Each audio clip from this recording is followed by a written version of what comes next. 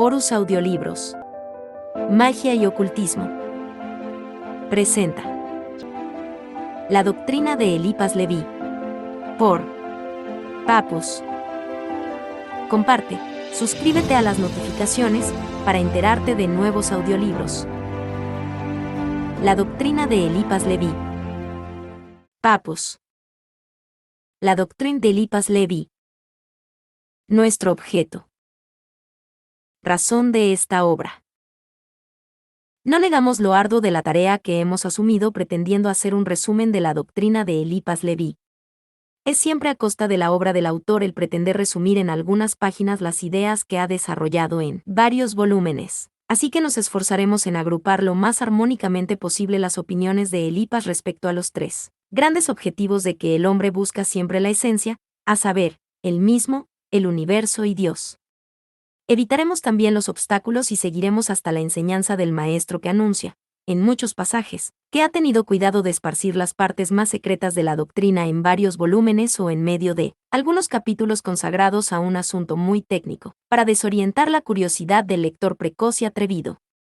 No haremos, al comenzar este estudio, la biografía de Eliphas Leví. El abad Canstent, nuestro amigo Luciano Mauchel se ha encargado de esta labor, reuniendo, hace varios años, notas y documentos preciosos. Si hemos decidido presentar al lector un resumen de las ideas del maestro, a continuación de una de sus obras póstumas, el Libro de los Esplendores, es que creemos llenar así, efectivamente, es verdad, un deber de profunda gratitud.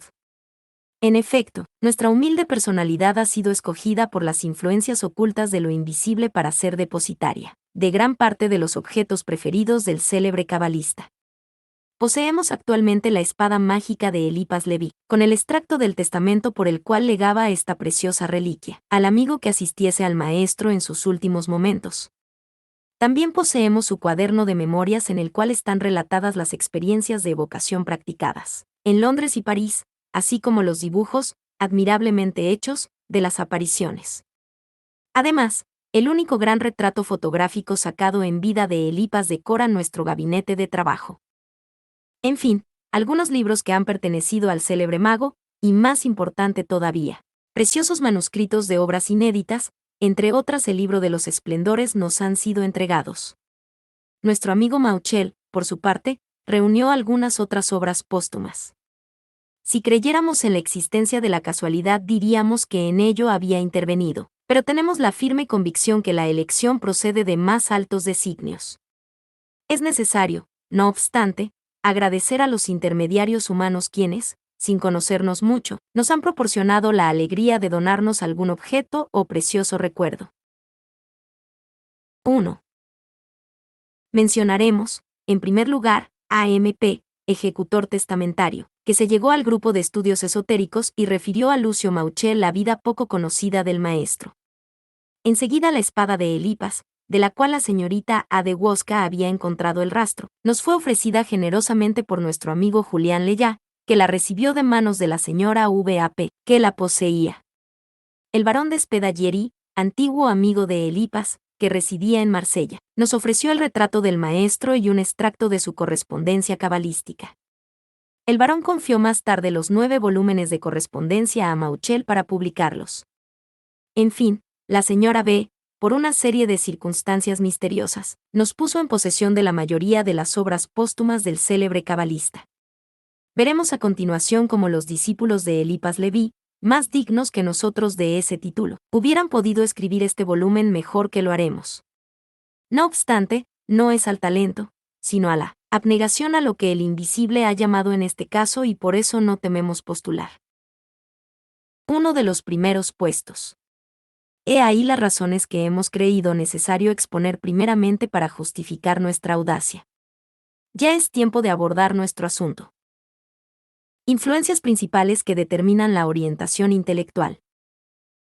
Primeramente precisa determinar el génesis de los estudios de Eliphas. Los datos conocidos actualmente de la vida del maestro le muestran por encima de todo como un verdadero artista. Es un ferviente de Típeret en todas sus manifestaciones y solo después de haber presentido el culto de lo bello, su generosa alma le conduce a cultivar el bien y entrar al servicio divino tomando órdenes. Los estudios teológicos que realizó Kansten fueron más adelante la base de sus deducciones esotéricas y marcan profundamente el sello de sus obras. A Owen Eransky debe Elipas la primera revelación que lo lanzó definitivamente al estudio y la práctica de la cábala. La amistad de un artista tan entusiasta y tan generoso como Elipas con un sabio tan frío, tan deductivo como Eransky debía producir maravillosos efectos. Así veremos las profundas, pero abstractas teorías del polaco transformarse bajo la pluma de Elipas, en atrevidas deducciones en las que la fe altamente esclarecida se armoniza con los elevados conceptos de la ciencia. Más tarde, una excisión vino a separar el discípulo del maestro, y cuando Elipas hubo conquistado su esplendoroso puesto, su discípulo Desbaroyes le consideró generosamente digno de competir con aquel comentando la afirmación mágica: el iniciado matará al iniciador. Pero estas pequeñas querellas no deben hacernos perder de vista la considerable influencia intelectual ejercida por Eransky sobre Elipas. A ella se debe que este último analice con rigor casi matemático sus deducciones, tomando generalmente como origen fundamental lo puramente filosófico. El carácter del cabalista quedó tan profundamente dominado por las tendencias artísticas, que los ocultistas procedentes del medio científico encuentran en primera lectura gran dificultad para apreciar el valor científico de Elipas Levi, en tanto que los literatos lo admiran desde el comienzo. Para caracterizar mejor esta influencia de Eransky, mostraremos el origen de una afirmación que afluye sin cesar a la pluma del mago. La armonía resulta de la analogía de los contrarios. Tal es la ley reveladora que permitió a Elipas resolver los problemas más obscuros de la cábala. ¿De dónde Elipas sacó esta ley? Podemos responder sin vacilación: de Eransky. La ley de creación de Eransky abarca, en efecto, primero un temario generador, el mismo generado por el elemento neutro. Segundo, un cuaternario, derivado de la combinación de los elementos de ese ternario. Tercero, un segundo cuaternario derivado de la fusión o de la influencia recíproca de los elementos primordiales, los unos sobre los otros. Ese sistema reproduce exactamente el sistema de los seforitas. Los 10 seforis más el absoluto igual a 11 términos, pero dando la clave absoluta de la revelación cabalística, dando la fisiología, por decirlo así. Ahora bien, el último elemento que sintetiza en el todas, las oposiciones y todos los antagonismos, Eransky lo denomina paridad coronal, PC, y lo define del siguiente modo: CP, identidad final en la reunión sistemática de los dos elementos derivados distintos de US y de UE por medio de EN, que les es común. Así la analogía de los contrarios resulta del hecho de que esos contrarios poseen en su esencia un elemento común. Eransky no solo afirma la analogía de los contrarios, sino que la explica y da la ley. El estudio del CF, concurso final, de Eransky permitirla desarrollar más este tema, pero creemos haber dicho lo suficiente para probar el origen de la revelación de Elipas Levi. Pero no es solamente al sabio matemático polaco al que debe el mago la orientación de sus trabajos. La cábala, necesitando el estudio profundo de la lengua hebraica, encontró en Elipas Levi un admirable revelador. Decimos revelador, no vulgarizador. No se vulgariza la ciencia oculta y menos la cábala, pues jamás, no obstante la claridad con que se exprese, los que no deben comprender no cogerán el verdadero hilo conductor. Así la cábala y la ley de creación de Eransky son las influencias principales que modificaron las tendencias puramente artísticas de Elipas Levi. Pero esas tendencias imprimen un sello tal a la obra del maestro, que no nos cansaremos de repetir, ejercieron una atracción mucho más profunda sobre los artistas y los teólogos, que sobre los científicos que prefirieron a Fabre de Alebet, más sabio, o a Eransky, más matemático, al erudito autor del dogma y ritual de la alta magia. Después de estas consideraciones preliminares, abordemos las citas que nos explicaran, mejor que todas las críticas, el valor de la doctrina expuesta por el maestro. La doctrina de Elipas Levi. En el resumen que vamos a intentar de la doctrina de Elipas Levi, abordaremos sucesivamente los siguientes puntos. Primero, segundo, tercero, el hombre considerado en su constitución general, en el análisis de los principios constituyentes y después en la evolución de esos principios. Cuarto, el universo. Quinto, Dios. Sexto, análisis de la moral que se desprende de la obra de Elipas y resumiremos las indicaciones que aconseja al mago para conducirse en la vida o en la sociedad. Séptimo, finalmente terminaremos por algunas consideraciones respecto al modo con que el maestro ha sabido utilizar el simbolismo que ha sacado de las altas enseñanzas de la Cábala. Repetiremos que no pretendemos dar idea completa de la obra de Eliphas Leví, pero esperaremos que la variedad de los asuntos abordados nos permitirá describir a grandes trazos una doctrina que tuvo tan grande influencia en nuestra época. Inútil es decir que daremos las mayores citas posibles, limitando nuestro papel a la elección y a la colocación de estas referencias. 1. Constitución general del hombre. El hombre es un ser inteligente y corporal, hecho a imagen de Dios y del mundo, uno en esencia, triple en substancia, inmortal y mortal. Consta de un alma espiritual, un cuerpo material y un mediador plástico. Esa es la soberbia definición que Eliphas nos da del ser humano, estableciendo así, 1. La relación del microcosmo, hombre, y del macrocosmo, universo, ligados por las leyes de la analogía. 2. La unidad de esencia y la triplicidad de substancia, origen de las pasiones y del poder de dominarlas y fuente de múltiples contradicciones aparentes que presenta la naturaleza humana. 3. La distinción entre la porción mortal y la porción inmortal del hombre indica la razón de ser de todas las contradicciones y de todas las filosofías, desde el materialismo que solo considera la que es mortal hasta el misticismo más exagerado que solo toma en consideración lo que es inmortal. Esa distinción capital está aún acentuada en otro pasaje en que el maestro dice: el hombre es la sombra de Dios en el cuerpo de un animal.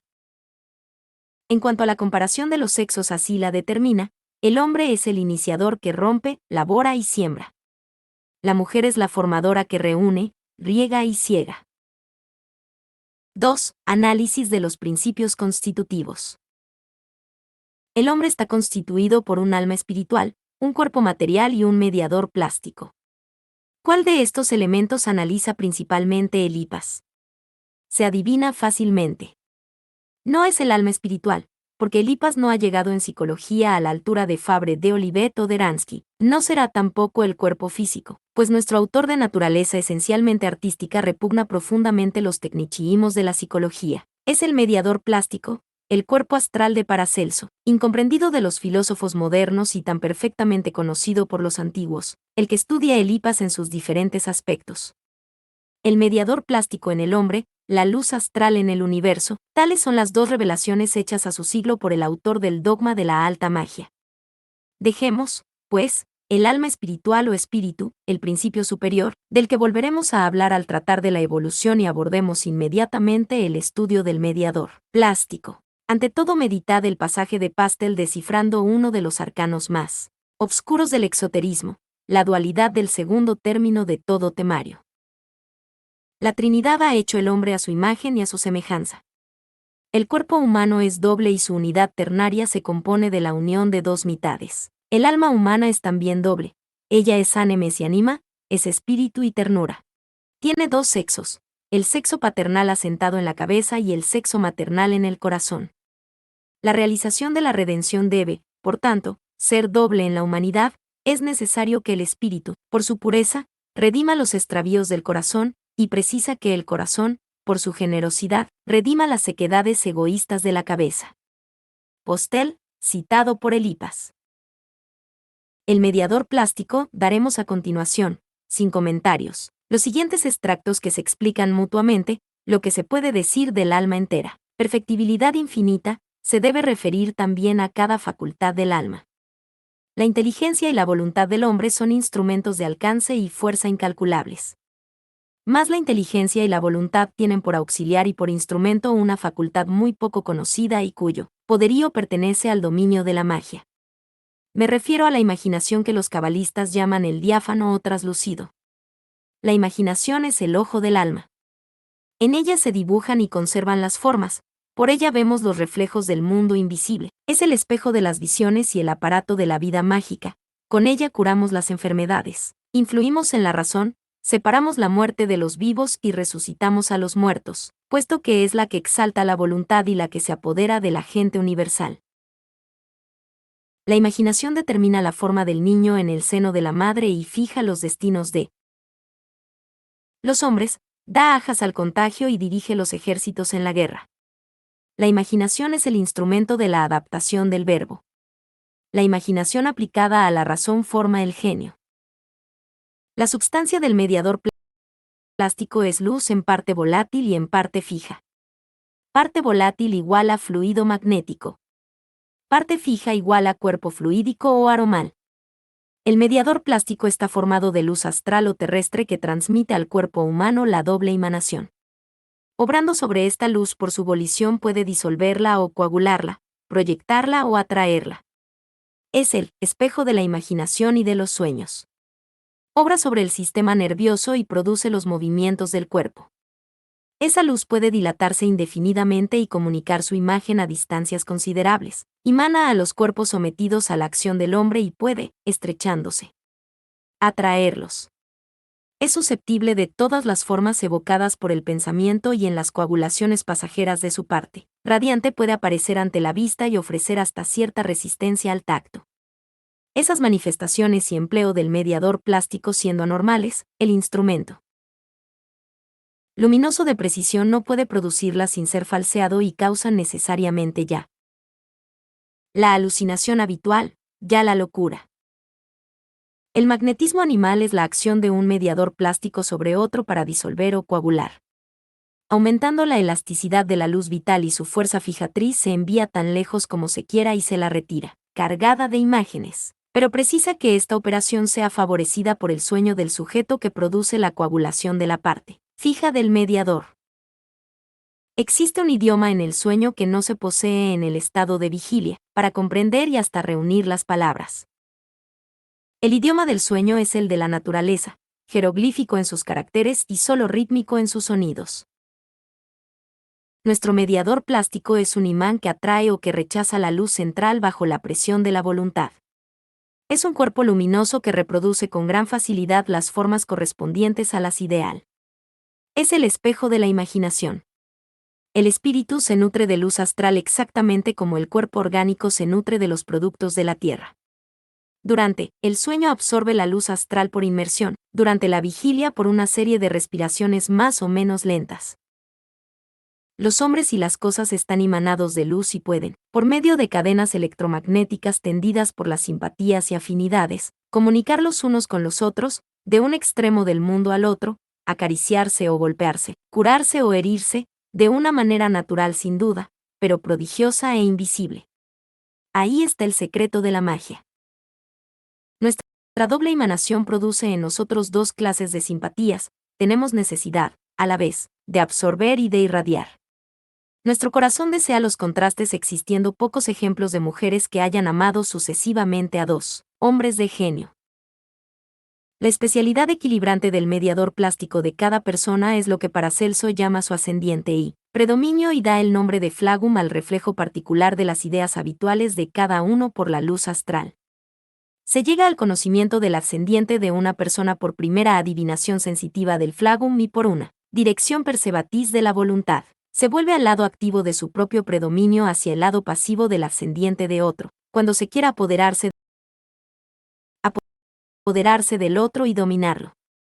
El predominio astral es un doble torbellino que produce las atracciones fatales y determina la forma del cuerpo astral. Los maléficos hacen uso de su predominio expresivo y lo ejercen para turbar el de otros. Paracelso, citado por Eupas Leví. La alianza del alma con el cuerpo es un casamiento de luz y de sombra. Los astros aspiran su alma luminosa y atraen las irradiaciones los unos de los otros. El alma de la Tierra, cautiva de las leyes fatales de la gravitación, se libra especializándose y pasa por el instinto de los animales para llegar a la inteligencia del hombre. La parte cautiva de esa alma es muda, pero conserva escritos los secretos de la naturaleza. La parte libre no puede leer esa escritura fatal ni perder instantáneamente su libertad. No se pasa de la contemplación muda y vegetativa al pensamiento libre y viviente más que cambiando el medio y los órganos. De ahí procede el olvido que acompaña al nacimiento y las reminiscencias vagas de nuestras intuiciones malignas, análogas siempre a las visiones de nuestros éxtasis y de nuestros sueños. Paracelso, citado por Elipas. Las ideas producen las formas y a su vez las formas reflejan y producen las ideas. Después de la muerte, el alma pertenece a Dios y el cuerpo a la madre común, que es la tierra.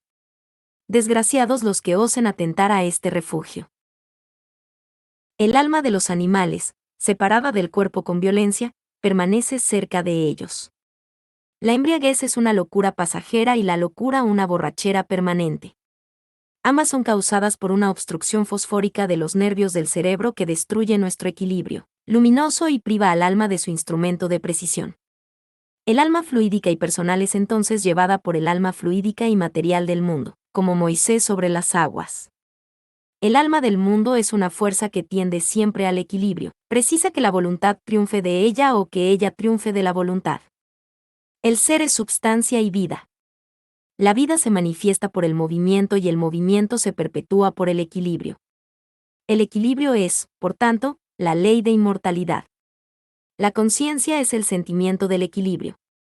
El equilibrio es la equidad y la justicia. El alma de la tierra arrastra en el vértigo del movimiento astral todo lo que no le resiste por las fuerzas equilibradas de la razón. Para regenerarse moralmente, es necesario estudiar, comprender y realizar la alta cábala. Cuerpo. Respecto al cuerpo físico insertaremos los siguientes extractos, que corroboran las afirmaciones enunciados referentes al mediador plástico. La unidad humana se completa por la derecha y la izquierda. El hombre primitivo es andrógino, hermafrodita. Todos los órganos del cuerpo humano son dobles, excepto la nariz, la lengua, el ombligo y el jod cabalístico. La influencia magnética parte en dos radiaciones de la cabeza, de cada mano y de cada pie. El rayo positivo queda equilibrado por el negativo. La cabeza corresponde con los dos pies, cada mano con un pie y una mano, los dos pies cada uno con la cabeza y una mano. El cuerpo humano acciona sobre las dos potencias del alma, la intelectual y la sensitiva, en razón inversa, pero proporcional, de las preponderancias alternadas de los dos sexos en su organismo físico. Nuestro cuerpo, en la vida humana, es como una segunda envolvente inútil en la tercera vida, y por eso la rechazamos en el momento de nuestro segundo nacimiento. La vida humana comparada con la celeste es un verdadero embrión. Cuando las malas pasiones nos matan, la naturaleza origina un mal parto y nacemos antes de tiempo para la eternidad, lo que nos dispone a esa disolución terrible que San Juan denomina segunda muerte. Veamos el papel del cuerpo con relación al alma. El alma humana, servida y limitada por órganos, solo puede, por medio de esos órganos, ponerse en relación con las cosas del mundo visible. El cuerpo es un envolvente proporcional al medio material en el que el alma debe vivir aquí abajo. Limitando la acción del alma, la concentra y la hace posible. En efecto, el alma sin cuerpo estaría en todas partes, pero en tan pequeña cantidad, que no podría obrar en ninguna, se perderla en el infinito, sería absorbida y como aniquilada en Dios.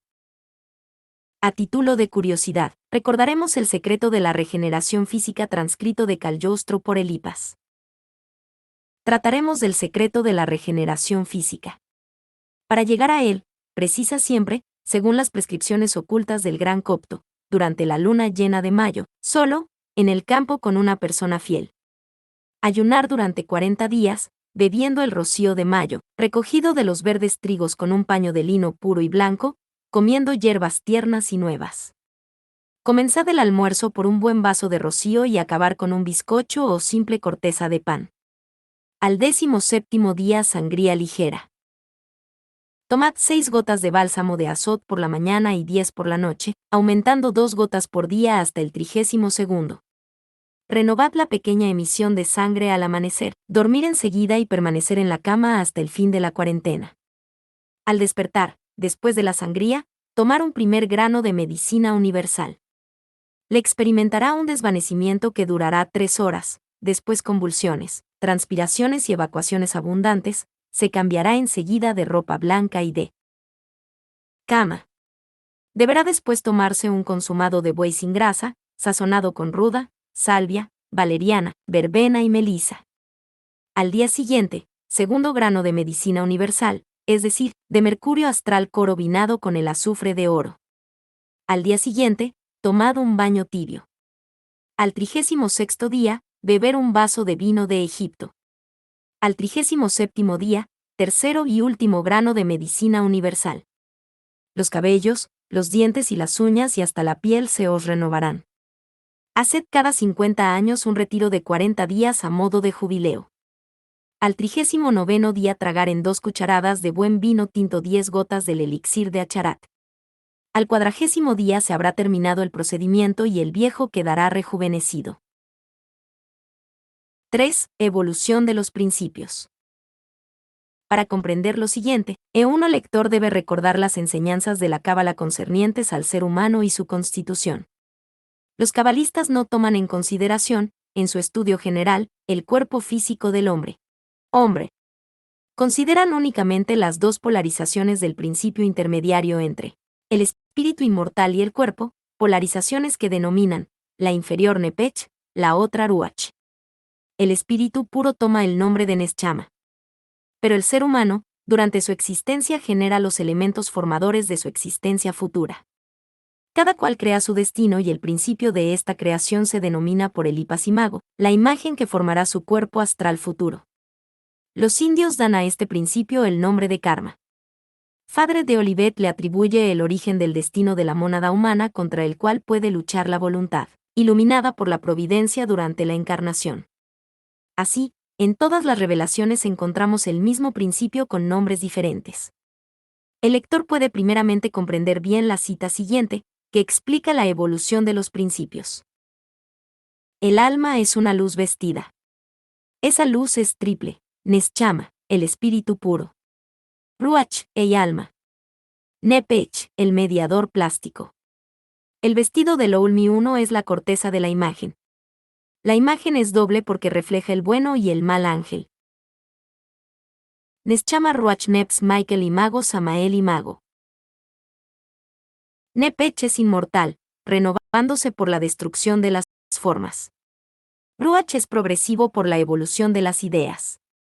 Neschama es progresivo, sin olvido y sin destrucción.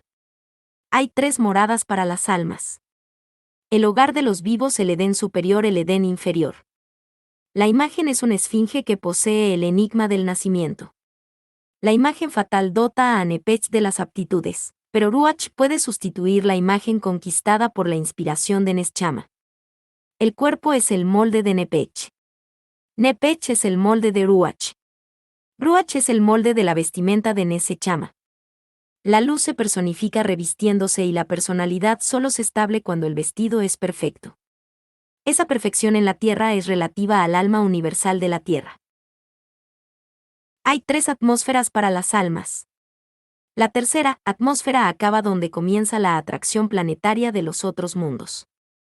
Las almas perfectas de la Tierra parten para otra estación. Después de haber recorrido los planetas van al Sol. Después pasan a otros universos y recomienzan su evolución planetaria de mundo en mundo y de sol en sol. En los soles recuerdan y en los planetas olvidan. Las vidas solares son los días de la existencia eterna y las vidas planetarias son las noches con sus ensueños, sus desvaríos. Los ángeles son emanaciones luminosas personificadas, no por la prueba o el vestido, sino por el reflejo y la influencia divina. Los ángeles aspiran a hacerse hombres, un hombre perfecto, un hombre Dios está por encima de todos los ángeles. Las vidas planetarias se componen de 10 sueños, cada uno de 100 años, y cada vida solar es de 1000 años. Por eso se dice, 1000 años ante Dios es como un día. Todas las semanas, es decir, todos los 14.000 años, el alma se retempla y reposa en el sueño jubilar del olvido. Al despertar olvida el mal y recuerda el bien, es para el uno a un nuevo nacimiento. Comienza una semana lo material acorteza el espíritu y después éste debe desembarazarse poco a poco de esas certezas al calor divino. 4. El universo. Hemos dicho que Elipas se ha dedicado especialmente a dilucidar el papel del mediador plástico en el hombre y de la luz astral en la naturaleza. También sin conceder otra medida a las 3 divisiones del macrocosmo, el gran cabalista aborda casi siempre el asunto de su predilección, la luz astral o los seres que la pueblan, espíritus elementales o de otra clase. Reproduciremos una serie de citas muy convenientes de reunir y que se refieren a uno de estos 2 temas tan útiles de conocer a fondo por los ocultistas serios. La luz astral. Todos sus prodigios se operan por mediación de un solo agente que los hebreos denominaban Od, como el caballero Reichenbach, que nosotros llamamos luz astral, con la escuela de Martínez Pascualis, que de Mirville denomina el diablo, que los antiguos alquimistas conocían por Azot. Es el elemento vital que se manifiesta en fenómenos calóricos, lumínicos, eléctricos y magnéticos, que emana todos los globos terrestres y todos los seres vivos. En este mismo agente se manifiestan las pruebas de la doctrina cabalística sobre el equilibrio y el movimiento, por la doble polaridad de que el uno atrae, en tanto que el otro rechaza, por lo cual el uno produce uno calor, el otro el frío, el uno, en fin, da una luz azul y verdácea, y el otro una luz amarilla y rojiza. Ese agente, por sus diferentes modos de emanación, nos atrae unos a otros o nos aleja sometiendo uno a la voluntad de otro, haciéndole penetrar en su círculo de atracción, restablece o desconcierta el equilibrio en la economía animal por sus transmutaciones y sus efluvios alternos, recibe y transmite las impresiones de la fuerza imaginatriz que existe en el hombre, a imagen y semejanza del Verbo Creador, produce también los presentimientos y determina los sueños. La ciencia de los milagros es, por tanto, el conocimiento de esa fuerza maravillosa, y el arte de hacer milagros es sencillamente el arte de emanar, iluminar los seres por las leyes invariables del magnetismo o de la luz astral. Preferimos la palabra luz a la de magnetismo por ser más tradicional en el ocultismo y por expresar de manera más perfecta y completa la naturaleza del agente secreto. Es verdaderamente el oro fluido y potable de los maestros de la alquimia. La palabra oro procede del hebreo aor, que significa luz. ¿Qué queréis?, se preguntaban los recipiendarios de todas las iniciaciones. Ver la luz, debían de responder. El nombre de iluminados que se da comúnmente a los adeptos ha sido generalmente muy mal interpretado cuando se le ha atribuido un sentido místico, como al referirse a los hombres, cuya inteligencia se creía iluminada por un día milagroso. Iluminados quiere decir sencillamente conocedores y poseedores de la luz, sea por la ciencia del gran agente mágico, ya por la noción racional y ontológica del absoluto. El agente universal es la fuerza vital subordinada a la inteligencia. Abandonado a sí mismo, devora rápidamente, como Moloch que hunde y cambia en vasta destrucción la superabundancia de la vida. Es entonces la serpiente infernal de los antiguos mitos, el tifón de los egipcios y el Moloch de la Fenicia, pero sí la sabiduría, madre de los. Elohim le pone el pie sobre la cabeza, ella agota todas las llamas que él vomita y vierte.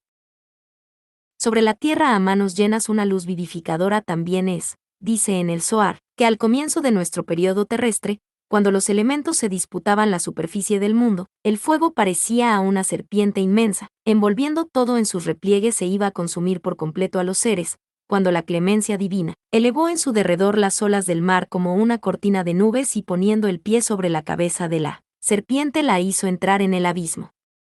¿Quién no ve en esa alegoría el primer dato y la explicación más razonable de una de las imágenes más queridas del simbolismo católico, el triunfo de la Madre de Dios? Creación de los seres por la luz.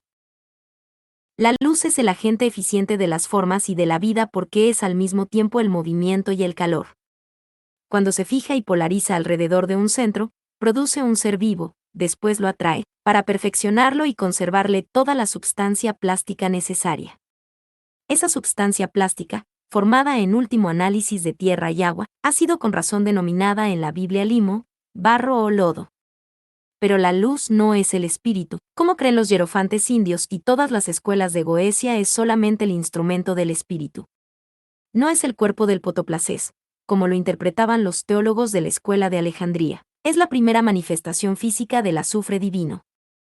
Dios la creó eternamente y el hombre, a imagen de Dios, la modifica y parece multiplicarla. Precisa sustraerse a la acción de las fuerzas fatales, pero no es necesario afrontarlas ni tener la pretensión de destruirlas. Una bala de cañón viene a morir a vuestros pies y si avanza hacia vos excavado la tierra, no intentéis detenerla, desviaros. Esas fuerzas fatales son las potencias magnéticas de la Tierra, representada por las dos serpientes del caduceo. La luz astral, denominada por los hebreos Sod cuando es activa, Ob cuando es pasiva y Aor cuando está equilibrada. Las dos serpientes de Hermes, una azul y otra roja que se enroscan alrededor del centro de plata con cabeza de oro. Esas fuerzas son el movimiento perpetuo del reloj de los siglos. Cuando una de las serpientes se acorta, la otra se destiende. Esas fuerzas quiebran a lo que no saben dirigirlas, son las dos culebras de la cuna de Hércules. El niño coge una en cada mano, la roja con la derecha y la azul con la izquierda. Entonces mueren y su poder ha pasado a los brazos de Hércules. Que los magnetizadores estudien y comprendan este misterio. Para hacerse dueño de las dos serpientes, precisa reunirlas alrededor del caduceo de Hermes o separarlas con la fuerza de Hércules. En el alma del mundo hay una corriente de amor y otra corriente de cólera, Ouroboros cinturón de Isis. El movimiento y la vida consisten en la tensión extrema de las dos fuerzas. Horus Audiolibros. La materia es la forma exterior del espíritu.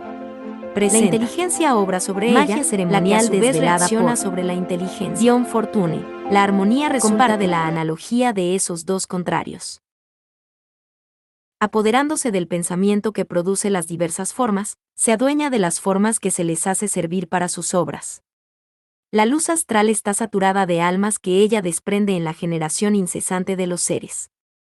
Las almas tienen voluntades imperfectas que pueden ser dominadas y empleadas por voluntades más poderosas. Forman entonces grandes cadenas invisibles y pueden ocasionar o determinar grandes conmociones elementales. De los demonios, en el sentido de los Dalpe. Ciertos críticos poco versados en las doctrinas tradicionales del ocultismo han querido pretender que los ocultistas no estallan acordes respecto a la existencia de los demonios mortales y de los elementales. Nosotros personalmente, valiéndonos de numerosas citas, tomadas de autores que han vivido épocas muy distantes, véase La ciencia de los magos, prueba la inutilidad y vanidad de esas pretensiones. He aquí dos pasajes de Elipas que aclaran e iluminan aún mejor la cuestión. Se verá que asegura expresamente que los espíritus elementarios son mortales. Es la división que hemos propuesto en espíritus mortales o elementales o espíritus inmortales, en cuanto a su esencia, o elementarios. Los fantasmas fluídicos y sus misterios. Los antiguos los daban diferentes nombres. Larvas, lémures y empuzas. Les placía los vapores de sangre esparcida y huían del corte de la espada. La teología les evocaba y la cábala les conocía con el nombre de espíritus elementarios. No eran, por tanto, espíritus, pues eran mortales. Eran coagulaciones fluídicas que se podían destruir dividiéndolas. Eran especies de ilusiones animadas, de emanaciones imperfectas de la vida humana. Las tradiciones de la magia negra las origina en el celibato de Adán. Paracelso dice que los vapores de la sangre de las mujeres histéricas pueblan el aire de fantasmas. Y esas tradiciones son tan antiguas que las hallamos en Hesiodo, que prohíbe expresamente secar ante el fuego las ropas o lienzos manchados por cualquiera polución. Las personas obsesadas por fantasmas están generalmente exaltadas por un celibato demasiado riguroso o debilitadas por exceso de corrupción. Los fantasmas fluídicos son abortos de la luz vital, son mediadores plásticos sin cuerpo y sin espíritu, nacidos de los excesos del espíritu y de los desarreglos del cuerpo. 12. Esos mediadores errantes pueden ser atraídos por ciertos enfermos que les son fatalmente simpáticos y que pretenden a sus expensas una existencia ficticia más o menos duradera. Entonces sirven de instrumentos suplementorios a las voluntades instintivas de esos enfermos, nunca para curarlos, siempre para estaviarlos y alucinarlos. Los demonios elementales. Los espíritus creados llamados a la emancipación por la prueba son colocados desde su nacimiento entre cuatro fuerzas, dos positivas y dos negativas, estando prontos a afirmar o negar el bien, a escoger la vida o la muerte. Encontrar el punto final, es decir, el centro moral de la cruz, es el primer problema que les es dado a resolver. La primera conquista debe ser la de su propia libertad. Comienzan, pues, por ser arrastrados, los unos al norte, los otros al sur, estos a la derecha, aquellos a la izquierda, y en tanto que no pueden ser libres no pueden tener uso de razón ni encarnar de otra manera que en formas animales. Esos espíritus no emancipados, esclavos de los cuatro elementos, son los que los cabalistas denominan demonios elementales y pueblan los elementos que corresponden a su estado de servidumbre. Existen, realmente, sílfides, ondinas, gnomos y salamandras, unas errantes tratando de encarnar, otras encarnadas errando sobre la tierra, tales son los hombres viciosos e imperfectos. 5. Dios. Ninguna cuestión embaraza tanto a los filósofos como la divinidad y sus atributos. Pero el cabalista, provisto de claves más precisas que las que generalmente proporciona el razonamiento, puede abordar sin temor ese temible problema que tocaban de cerca al gran arcano incomunicable. Elipas, siguiendo en esto el ejemplo de su maestro Ransky y de la Cábala, no quiere levantar el velo del gran arcano. En su maravilloso credo así se expresa: creo en lo desconocido que Dios personifica, probado por el ser mismo y por la inmensidad, ideal sobrehumano de la filosofía, perfecta inteligencia y suprema bondad. Es decir, que el éxtasis y el iluminismo son los únicos que permiten llegar a ese ideal superhumano. Por lo demás, los pasajes siguientes desarrollan perfectamente las ideas del maestro. No olvidemos, en efecto, que un Dios completamente definido es un Dios finito. Los cabalistas consideran a Dios como el infinito inteligente, amante y viviente. No es para ellos ni la colección de seres, ni primera abstracción del ser, ni un ser filosóficamente definible. Él está en todo, distinto de todo y mayor que todo. Hasta su nombre es inefable y aún ese nombre solo expresa el ideal humano de su divinidad. Lo que es Dios es por sí mismo y no es permitido al hombre comprenderlo. Dios es lo absoluto de la fe, pero lo absoluto de la razón es el ser. El ser es por sí mismo y por lo que Él es. La razón de ser del ser es el ser mismo, a esta realidad filosófica e incontestable. Es a lo que se denomina la idea de Dios que los cabalistas dan un nombre. En este nombre están contenidos los demás. De las cifras de este nombre salen todos los nombres. Los jeroglíficos de las letras de este nombre expresan todas las leyes y todas las cosas de la naturaleza. 13. Apreciando además, como lo hemos dicho, las realidades divinas por su ilusión óptica o por su sombra en el espíritu humano, creen que esa sombra o esa ilusión nos presenta todas las nociones divinas en sentido inverso, pero que a sabiendas las endereza para llegar a la armonía que resulta de la analogía de los contrarios. Ese juicio de las cosas vulgares por antítesis es uno de los más grandes secretos de la Cábala. It daus non est sens, sed essentia entium essendi. 2. Daus non est spiritus, sed spiritor. 3. Daus non est aliquis nec omnas, sed infinitas. 4. Daus non est causa, sed causans causas. V. Nulla definitio de Deo est vera, quia daus infinitio est excludens definitionem. B. Spirit sent intelligentiae spirite. 7. Omne opus imperfectum habe opificio imperfecto procedit. 8. Infinita creationum series infinitam creatorum series demonstrat. 9. Antimonia in creationem est antimonia creatorum. X. Daus est intelligentia legens, spirit sant intelligentiae inadiate. 14. Pitágoras define a Dios, una verdad viviente y absoluta revestida de luz. Y decía que el verbo era el número manifestado por la forma. Dios es el alma de la luz. La luz universal e infinita es para nosotros el cuerpo de Dios.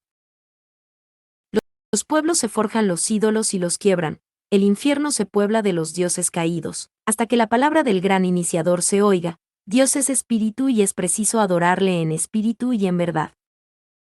De la religión.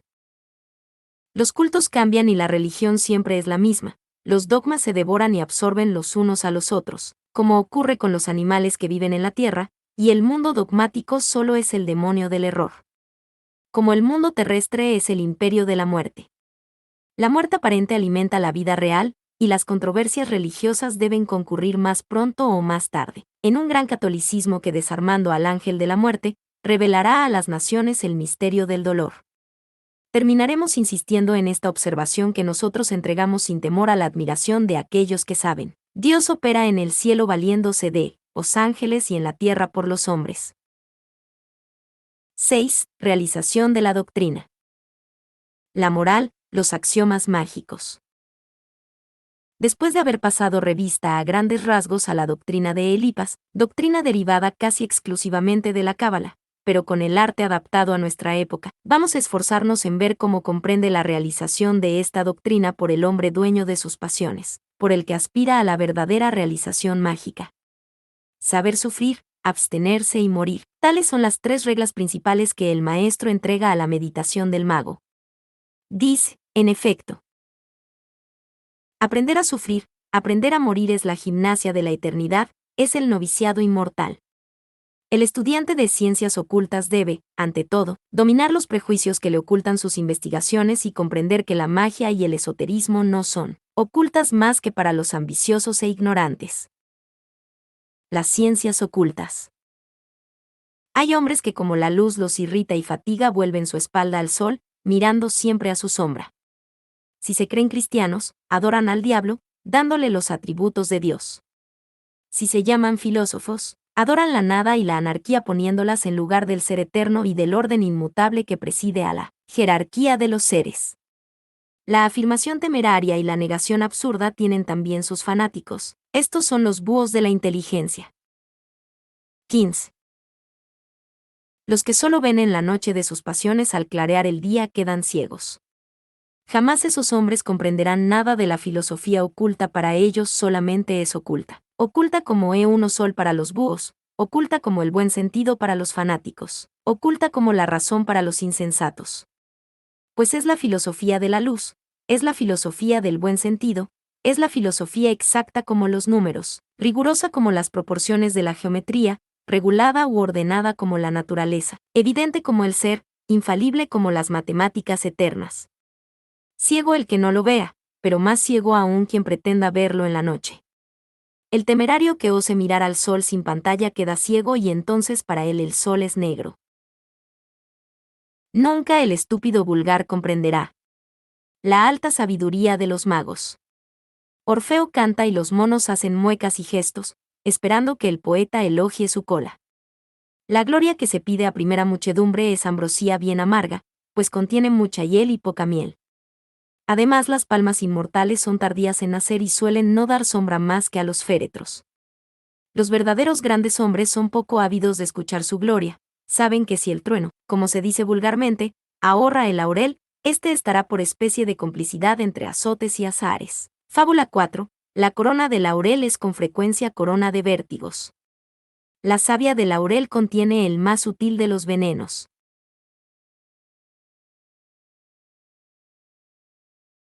Sí, es necesario osar atreverse para ocuparse seriamente de esta filosofía oculta, tratada con tanto desprecio por aquellos que la niegan, con tanto odio por los que la atribuyen al demonio. Es preciso osar, para mandar a los fantasmas de la imaginación y a las inquietudes del espíritu. Es necesario osar para pensar de diferente modo que el vulgo, para oponer el inmutable y buen sentido de los sabios a las divagaciones siempre variables de la multitud. Dios ha puesto a nuestra disposición la paz y la dicha, pero precisa atreverse a extender nuestras manos hasta esos frutos del árbol de la vida, prohibidos por tantas quimeras, y no temer robarlos porque una vez cogidos, la naturaleza nos los donará. Recordemos que el cielo aguanta violencia y quiere ser tomado por asalto. Si el infierno debe ser el patrimonio de la inteligencia valerosa que lucha en nombre de la razón, y si el cielo estuviera reservado a la estúpida temeridad que obedece al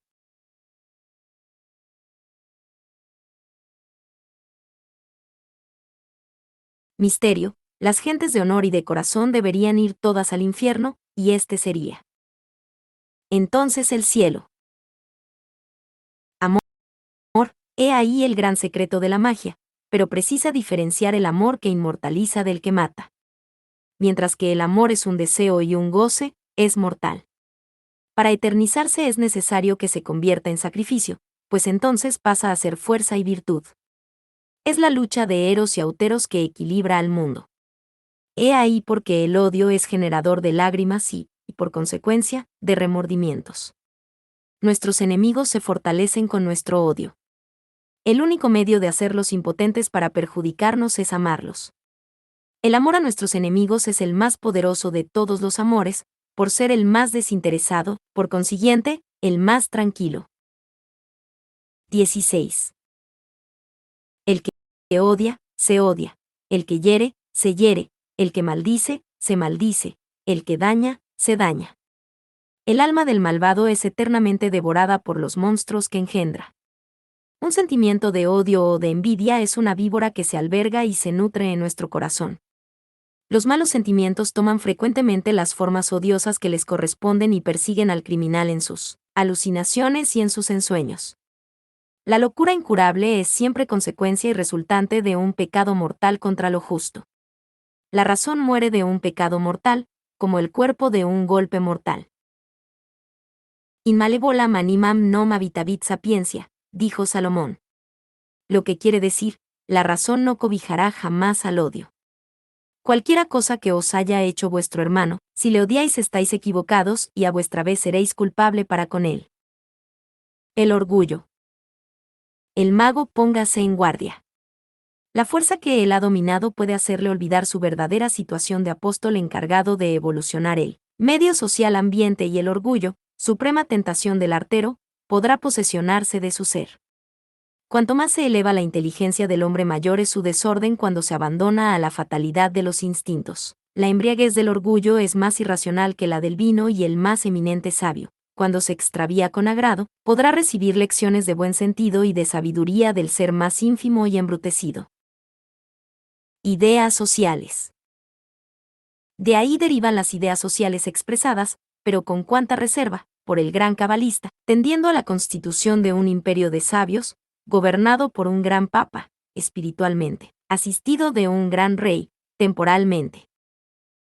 Por quien vendrá el fin de nuestras miserias, por un gran papa auxiliado de un gran rey que derrotará los ejércitos extranjeros para reunir el progreso y la fe. El hombre no necesita maestros cuando es maestro de sí mismo y si existiera en el mundo un pueblo de sabios, sería un pueblo de reyes. Únicamente entonces la república sería posible, porque semejante pueblo no tendría necesidad de ser gobernado. Pero cuando veo un pueblo embrutecido por la embriaguez, una burguesía inconsciente para todo lo que no sea beneficio y cálculo, una prensa apasionada por intereses y con frecuencia embustera por conveniencia, una aristocracia que se bate por los rigolboches, me pregunto lo que podría ser la república de estas gentes, y si se apoderara del poder, supongo que pedirían la libertad de hacer más mal que el que realizan. Es bello ideal la declaración 6N de los derechos del hombre, pero comenzad por crear hombres antes de darles derechos. No creo que toméis por hombre a primera multitud. 17. Inmunda que arrastraba Bailey al cadalso abofeteándole con una bandera humedecida en el cieno. Si me preguntáis a qué tienen derecho semejantes hombres, os responderé que tienen derecho a la metralla del 13 del vendimiario si se les halla, fatalmente. Las repúblicas no son gobiernos, son crisis sociales. Cuando el poder, semejante a la roca de Sísifo escapa de los brazos que la quieren elevar demasiado alto, cae y rueda de nuevo al pie de la montaña, es lo que se denomina una revolución. Miles de brazos quieren entonces quebrantar la roca, es la república, llega uno más fuerte, que la eleva, es el imperio, el que consiga fijarla en la cúspide de la montaña, ya sea con el nombre de imperio, o con cualquiera otro, ese habrá establecido la dignidad real. Las realizaciones mágicas de Elipas. Los ignorantes y los necios que estudian las ciencias ocultas y pretenden, modestamente, profesarlas, son generalmente presa de los espíritus elementales del astral y creen que la magia consiste en hacer mover las masas o reunirse en casa de una maestra en cuerpo astral. Los fenómenos de realización mágica que se producen alrededor del que está ligado a una iniciación tradicional, es decir, que ha formado cadena en lo invisible, son menos ruidosos, pero más serios. Todo deseo intenso llega a ser realidad segura para el mago en algunos días. Actualmente podíamos citar pruebas sorprendentes para los profanos, descubrimiento de objetos o libros preciosos referente a un orden de ideas, perseguido mágicamente, es decir, con voluntad y fe perseverante. Lo que hemos expresado en la introducción bastará para comprender lo que aquí solo indicamos, pero sin embargo, llamamos la atención de los lectores respecto a los dos pasajes siguientes tomados de las fábulas y símbolos. M. Luis Lucas, el sabio inventor del biómetro, ha demostrado que según la opinión de los antiguos, la substancia es una y sus formas especiales las debe solamente a la diversidad de sus modos de polarización molecular y a las angulaciones diferentes de su radiación magnética. La consecuencia de este descubrimiento es que todos los seres son imanes especiales cuya vida es el trabajo atractivo y repulsivo. Este atrevido químico no retrocede ante el problema hermético y el descubrimiento del potasio parece haberle puesto en la vía de la formación del mercurio de los sabios. Reconocía que con otros nombres, los antiguos han conocido el oxígeno. Vamos más lejos y osamos afirmar que no han sido extraños a los misterios del electromagnetismo. Hemos encontrado el pantrabo de Apollonius, ese metal que es una piedra, esa piedra que es un fruto, ese fruto que irradia y no tiene claridad. Sabemos por qué la madre de los dioses era adorada bajo la forma de una piedra negra denominada el agabala, como se saca el agua y el fuego de la tierra por intermedio del fuego salido de la tierra y el agua. Decimos bastante para los adeptos y demasiado quizás para los profanos, pero lo que nos conforta es que podremos decir todo a esto sin peligro, puesto que ellos no nos creerían si llegaran alguna vez a comprendernos.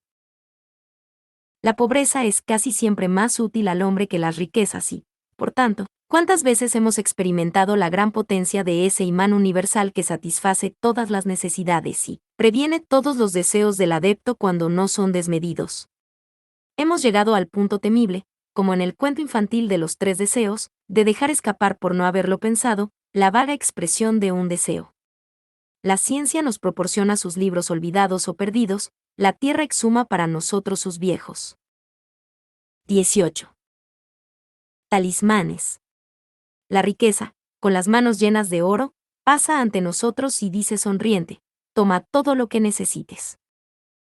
Nuestra morada es un palacio, nuestra vida continua fiesta y encontramos todavía hombres sencillos que nos dicen meneando la cabeza, probadnos con milagros el poder de las doctrinas. Les hemos respondido el año último. Al publicar El hechicero de Mudin, con un estudio respecto a Arabella, que es, en parte, nuestra biografía. En él hemos hecho comprender a los verdaderos pantagruelistas lo que el sabio autor de la locura gargantuana entendía por el oráculo de la diva Botella, Trincad. Los axiomas. Daremos, para terminar esta sección, los 22 axiomas fundamentales que deben guiar a todo mago que aspire a las grandes realizaciones. 1. Nada resiste a la voluntad del hombre cuando conoce la verdad y quiere el bien. 2. Querer el mal es querer la muerte. Una voluntad perversa es el comienzo del suicidio. 3. Querer el bien con violencia es querer el mal, pues la violencia produce el desorden y el desorden el mal. 4. Se puede y se debe uno de aceptar el mal como medio del bien, pero es necesario ni quererlo ni hacerlo. De otro modo le destruiría con una mano lo que se edificaba con la otra. La buena fe no justifica nunca los malos medios, ella los corrige cuando los sufre y los condena cuando los toma. 5. Para tener derecho de poseer siempre es necesario querer pacientemente y por largo tiempo. 6. Pasar su vida queriendo lo que es imposible de poseer siempre es abdicar la vida y aceptar la eternidad de la muerte. 7. Cuanto más la voluntad salta obstáculos, más fuerte resulta. Por eso Cristo glorificó la pobreza y el dolor. 8. Cuando la voluntad se dedica al absurdo, queda reprobada por la eterna razón. 9. La voluntad del hombre justo es la voluntad de Dios mismo y es la ley de la naturaleza. 10. Por la voluntad la inteligencia ve. Si la voluntad es sana, la vida es justa. Dios ha dicho, que la luz sea, y la luz es. La voluntad dice, que el mundo sea como yo quiero verlo, y la inteligencia lo ve como la voluntad ha querido. Es lo que significa la palabra así sea, que confirma los actos de fe. 11. Cuando se forman fantasmas, se llena el mundo de vampiros. Precisa alimentar esas puerilidades con pesadillas voluntarias en las que intervienen la sangre, la vida, la inteligencia y la razón sin saciarlas jamás. 12. Afirmar y querer lo que debe ser, es crear. Afirmar y querer lo que no debe ser, es destruir. 13. La luz es un fuego eléctrico puesto por la naturaleza al servicio de la voluntad. Ilumina a los que saben emplearla, quema a los que abusan de ella. 14. El imperio del mundo es el imperio de la luz. 15. Las grandes inteligencias cuya voluntad no se equilibra bien, parecen a los cometas, que son soles abortados. 16. No hacer nada es tan funesto como hacer mal, pero es más cobarde. El más imperdonable de los pecados mortales es la inercia. 17. Sufrir es trabajar. Un gran dolor sufrido es un progreso realizado. Los que sufren mucho viven más que los que no sufren. 18. La muerte voluntaria por abnegación no es un suicidio, es la apoteosis de la voluntad. 19. El miedo es solo una pereza de la voluntad y por ello la opinión difama a los cobardes. 20. Llegad a no temer al león y el león os temerá. Decida al dolor, quiero que seas un placer y llegará a ser, no solo un placer, sino hasta más que un placer, una dicha. 21. Una cadena de hierro es más fácil de quebrar que una cadena de flores. 22. Antes de clasificar a un hombre como feliz o desgraciado, sabed que lo ha hecho la dirección de su voluntad. Tiberio moría todos los días en Caprea mientras que Jesús probaba su inmortalidad y su divinidad, hasta en el Calvario y sobre la cruz. 7. Adaptación de la doctrina, simbolismo. En ninguna parte mejor que en sus obras Elipas se revela como perfecto mago. Casi un volumen de citas necesitaríamos reunir si quisiéramos probar lo atrevido de sus adaptaciones, la belleza y grandiosidad de las imágenes poéticas que se complacía en evocar, después de haber abordado con la precisión del sabio las enseñanzas teóricas relativas al simbolismo y a la cábala. Copiaremos las bases fundamentales de la tradición esotérica y algunas citas concernientes a la cábala. Esta tradición supone, primero, la existencia de una revelación primitiva y universal explicativa de todos los secretos de la naturaleza, armonizándolos con los misterios de la gracia, conciliando la razón con la fe, porque las dos son hijas de Dios y concurren a esclarecer, a iluminar la inteligencia por su doble luz.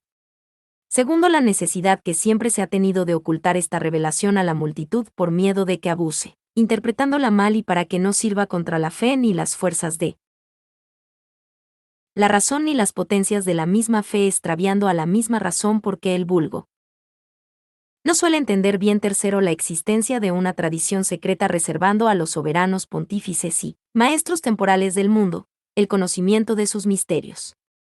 Cuarto, la perpetuidad de ciertos signos o pantáculos explicativos de esos misterios de manera jeroglífica, conocida tan solo por los adeptos.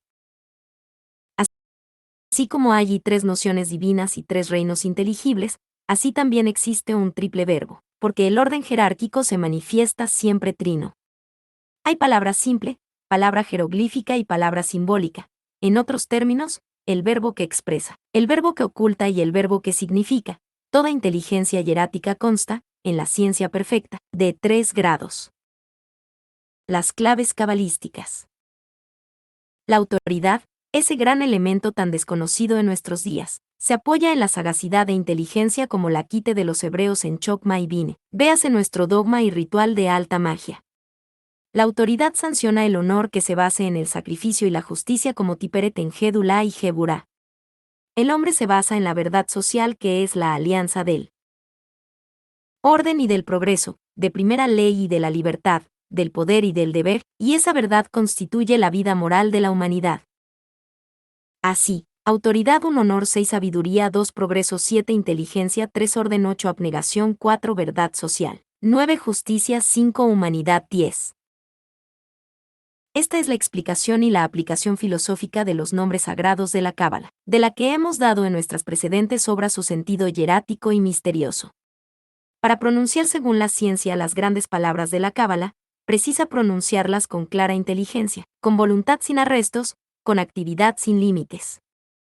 En magia, haber dicho es haber hecho, el verbo se comienza con las letras y se acaba con los actos. No se quiere realmente una cosa más que cuando realmente se la quiere de todo corazón hasta el punto de romper por ella sus más queridas aficiones, con todas sus fuerzas, hasta el extremo de exponer la salud, la fortuna y la vida.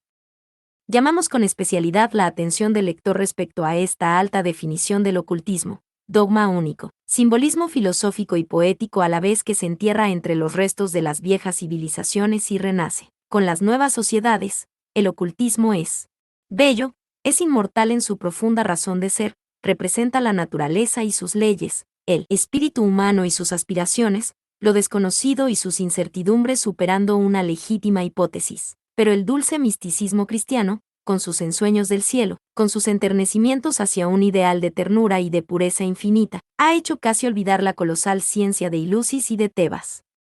Antígona, la Virgen antigua, no ha tenido madre como María. Tenemos menos lágrimas para la inocente hija de Edipo el sacrílego, que para la madre siempre virgen del reparador. El fénix, siempre renaciente, tiene no sé qué de fatigoso y temible que recuerda al buitre de Prometeo, y la paloma cristiana llevando en su pico el ramo de oliva solamente anuncia amor, misericordia y paz. No hagamos revivir el fénix de la filosofía oculta para oponerlo a la paloma cristiana, pero no queramos que el fénix rinda homenaje a la paloma, ni que ésta consuele al fénix en su soledad. Queremos que los dogmas de la ciencia se unan con los de la fe en una misma aureola, como los Rosacruz nuestros unen la bella imagen de la rosa al símbolo. Severo de la Cruz. El simbolismo y sus aplicaciones. De la Cábala es de donde Elipas saca la concepción del simbolismo, tal corno la vamos a ver definido y aplicado, a continuación. El simbolismo es una ciencia como el álgebra con la que hasta tiene mucha semejanza, pues con signos convenidos representa de manera abstracta ideas exactas como los números y hasta las representa con frecuencia por números. El cabalista polaco Ransky, representando por fx lo conocido y lo desconocido, establece de la siguiente forma en caracteres algebraicos el problema universal de la filosofía oculta. Lo que significa, el ser es proporcional al ser, o el infinito iguala todas las cualidades posibles, o también, las propiedades absolutas del ser son proporcionales a la necesidad absoluta de todos los seres. ¿De dónde se puede deducir este axioma? La necesidad del ser infinito supone el progreso indefinido de los seres. Aplicaciones del simbolismo cabalístico. Se dice que la rosa vive poco y, por tanto, la rosa vive siempre. ¿Es que hay primavera sin rosas?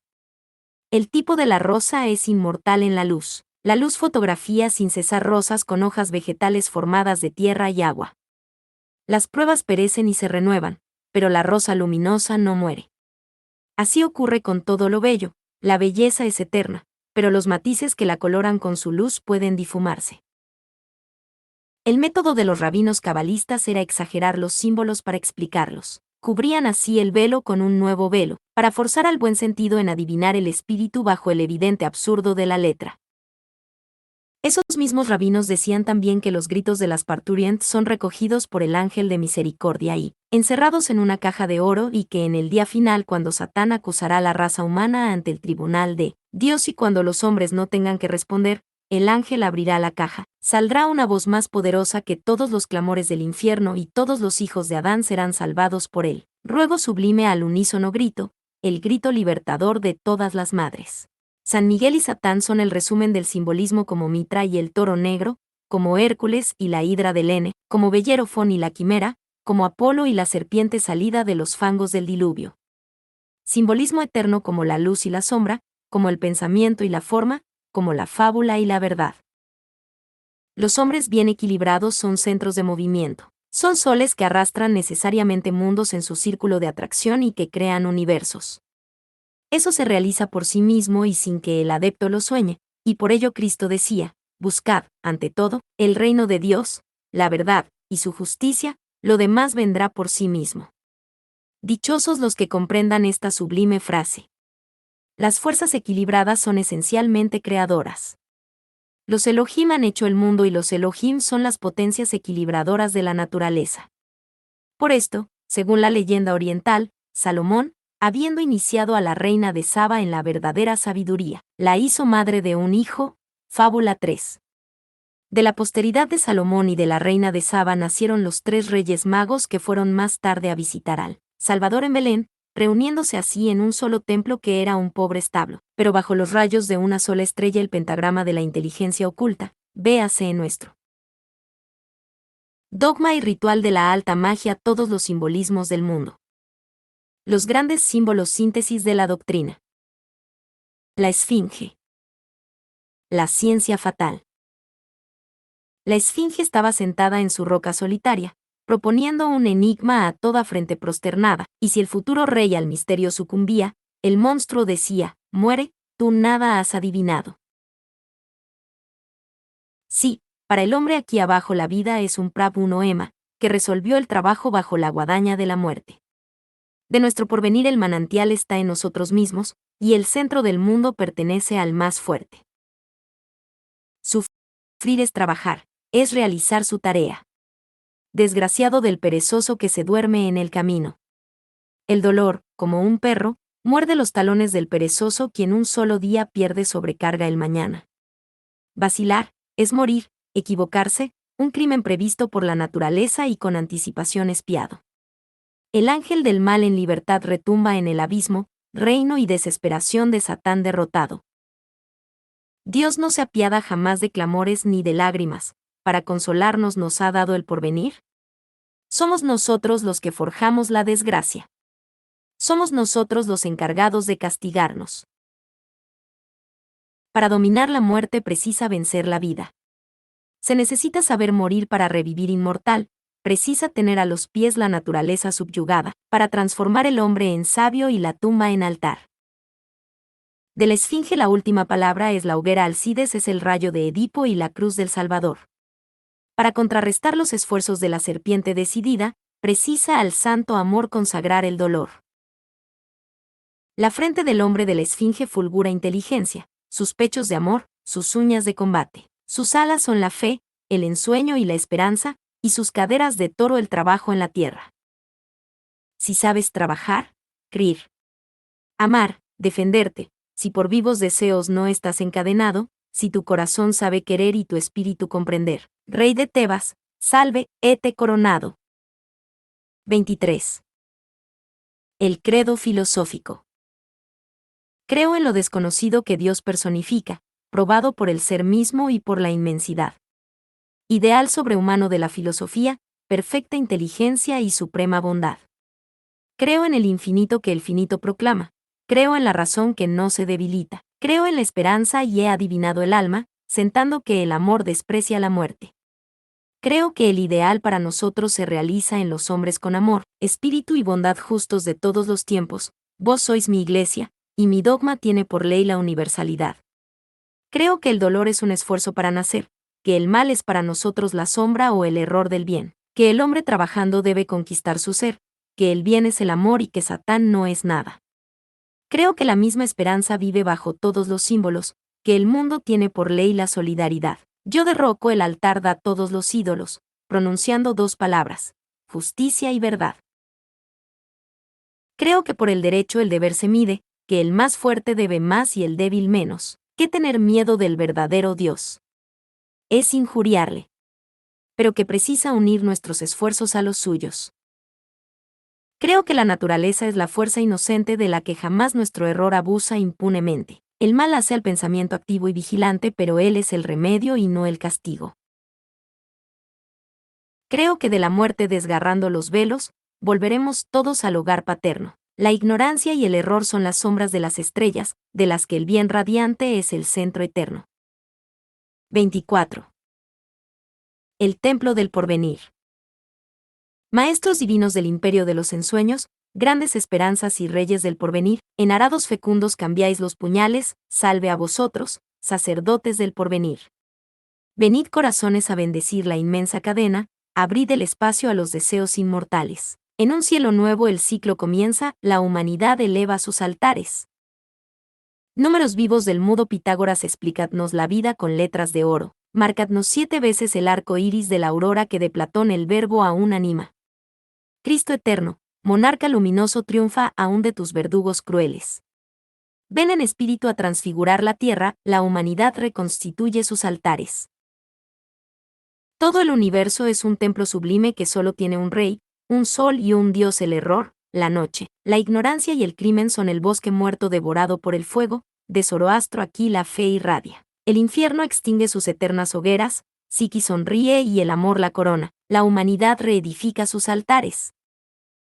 Tú cuyo infierno ha dispersado la vida, noble Osiris por el Egipto soñado, ven a decir a la tierra envidiada que, ensangrentada Isis te ha encontrado bella Adonis, hacednos ver que Afrodita puede aún hacer a sus amantes inmortales, que a los cristianos el Salvador resucita. La humanidad alza de nuevo sus altares. Hombres hechuras de Dios, cantad al Dios hecho hombre. Volvamos un cetro al viejo padre Urano, y que él, la llave de San Pedro de Roma, cierre para siempre el templo de Jano. Con el pan sagrado el mundo comulga, el vino bendice los banquetes fraternales. La ortodoxia en fin es la armonía, la humanidad alza sus altares. La forma. 25. Hasta el presente hemos especialmente analizado el fondo de la doctrina de Elipas Leví. Para juzgar la forma en que están expuestas las ideas del maestro terminaremos el estudio de la doctrina del gran cabalista por el siguiente juicio dictarlo por el más aventajado de sus discípulos y me atreveré a decir por su verdadero continuador, me refiero a Stanisles de Guaita, el sabio y erudito autor de En el umbral del misterio y de la serpiente del Génesis, el presidente del Supremo Consejo de la Orden Cabalística de los Rosacruz. Elipas Leví juzgado por Stanisles de Guaita. Todos esos filósofos, todos esos eruditos, todos esos sabios, cargados para la mayoría con una resplandeciente gavilla de descubrimientos, los veo todos agrupados alrededor del gran concentrador de la luz. Los veo formando escolta de un adepto que descuella y parece entre esos altos varones del renovado esoterismo, el príncipe encantador, esposo, por derecho de conquista, de esa bella del bosque, que tiene por nombre la verdad tradicional. En efecto, en nuestros días, un genio le ha manifestado para reconstruir más suntuosa, más colosalmente que nunca, el templo de Salomón Rey. Pensamiento vasto y sintético, estilo resplandeciente y rico, imperturbable lógica y ciencia irrebatible. Elipas Leví es un mago completo. Los círculos concéntricos de su obra abrazan la ciencia entera y cada uno de sus libros testimonian con significación precisa su razón de ser absoluto. Su dogma enseña, su ritual ordena, su historia adopta. Su clave de los grandes misterios explica, sus fábulas y símbolos revelan, su hechicero. De Mudin predica con el ejemplo, en fin, su ciencia de los espíritus contiene la solución de los más altos problemas metafísicos. Así bajo la pluma de Elipas la magia está expuesta bajo sus diversos puntos de vista, la obra total, de la que cada tratado es una faceta, constituye la más cohesiva. Abso uno uta e inatacab uno es síntesis que un ocultista puede soñar. Y en este magnífico pensador concurre la fantasía de ser un gran artista por nacimiento. Su estilo cálido, rico y eunocuente, preciso hasta la exageración, atrevido hasta lo indecible, encierra pensamientos profundos y todavía osados. Las palabras sugestivas abundan donde vertiginosas apreciaciones desmienten la expresión verbal, donde evasivas modificaciones velan la lengua abstracta, el rigor exacto de una nueva metáfora fija lo flotante, precisa lo incierto, define lo inmenso, nombra lo innombrable. Puesto a recorrer en todos sentidos los tres mundos, metafísico, moral y natural, Elipas Leví no estaciona nada, la gran corriente centralizadora le arrastra y muchas cuestiones que él desflora, convendría que se desarrollaran. Tales son la historia de los orígenes asiáticos del ocu-unotismo y la teoría social que apenas están esbozadas. Stanisles de Guiata, en el umbral del misterio. Los contemporáneos. El movimiento de ideas provocado por el ocultismo ha tomado tal incremento en estos últimos años, que ciertos jóvenes debutantes no se dan cuenta de las dificultades que tuvo que vencer Elipas Leví en 1850. Esa época marca, en efecto, el principio del mundo del materialismo en todos los planos, literario, artístico y social. Además, el espiritismo amenazaba arrastrar por vía del misticismo improductivo los desgraciados ignorantes que se entregaban a sus prácticas. La voz misteriosa, eco de las enseñanzas de los santuarios herméticos, debía hacerse oír y es Elipas Leví quien fue escogido, por el invisible, para revelar la Santa Cábala. 26.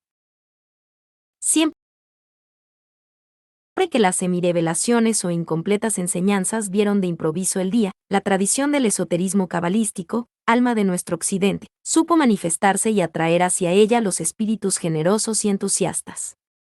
Así es que cuando Elipas Leví escribía sus notables revelaciones, multitud de ambiciosos y de individualidades de todos los orígenes y ambiciosos tomaron el título de magos o iniciados, sin poder, en apoyo de ese título, aportar la menor prueba de afiliación a las santas fraternidades de Occidente, o por lo menos, sin producir una de esas obras que aseguran los que saben las relaciones del autor con lo que denominamos plano astral. ¿Quién se acuerda hoy de Pablo Augués o de Esquiros, publicistas que se preciaban de iniciados y que recorrían los salones jugando a profesores de ciencias ocultas? Algunos chabacanos opúsculos constituyen la herencia dejada por esos orgullosos de antaño, a los pacientes eruditos. Quien se toma interés entre los ocultistas contemporáneos por Alcides Morín, su revista de magia y sus 13 noches donde no obstante figuran bellas ideas.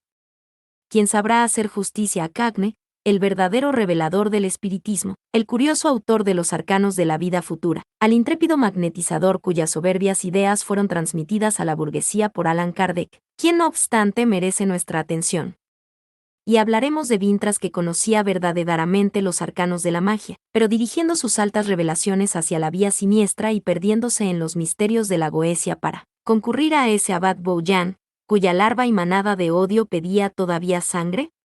Podríamos mostrar en nuestra época la resurrección de esos iniciados procedentes del periodismo e incapaces de producir jamás una obra verdaderamente iniciática. Podríamos poner nombres al lado de los Esquiros y de Pablo Augués y mostrar que los mismos principios generan siempre iguales leyes, pero nosotros no tenemos autoridad ni condiciones para juzgar a los que el tiempo se encarga de desenmascarar. En el plazo 30 años quedarán muchas de esas obras de odio, de esos opúsculos de tendencias personales y de esos fermentos de ambiciones abortadas. ¿Dónde estarán los publicistas iniciados? Los que nos sucedan lo dirán. Elipas tuvo buen cuidado en insistir en la necesidad, para un verdadero ocultista, de estar ligado a una tradición consagrada por un orden relacionado con las enseñanzas reales del esoterismo. La prueba más evidente de la veracidad de las opiniones del maestro es que los nombres de Luis Lucas, de Desbarolles y de Eransky son conocidos y respetados actualmente, en tanto que los de Augués, Esquiros y el mismo Alcide Morin están casi olvidados para los ocultistas contemporáneos. Tal es la ley. Las obras relacionadas al principio de verdad están emanadas por una vida cuya intensidad crece con el tiempo, mientras que las obras salidas del principio de división y de error son emanadas hacia la muerte y la intensidad de su aniquilamiento crece igualmente con el tiempo. Tales son los caracteres de lo que la revelación gnóstica denominaba creaciones de los pneumáticos y de los silicos, de las que el martinismo llama las creaciones de verdad y producciones de los hombres del torrente. Elipas había sufrido las pruebas regulares de la iniciación y de la afiliación a varias órdenes. Los diplomas encontrados entre sus papeles dan fe y sus obras lo atestiguan también. ¿Cuáles son las principales manifestaciones contemporáneas de esos centros iniciáticos de otros tiempos? Es lo que vamos a explicar para esclarecer mejor la influencia de Elipas en nuestra época. 27. Los centros tradicionales de iniciación. Se sabe que no hubo jamás a través de las edades más terribles enemigos del espíritu clerical que los hombres verdaderamente afiliados a un centro real de iniciación. No recordaremos el desdén profesado por los terapeutas y los esenios, todos iniciados, por los fariseos que disfrutaban la mayoría de los cargos sacerdotales.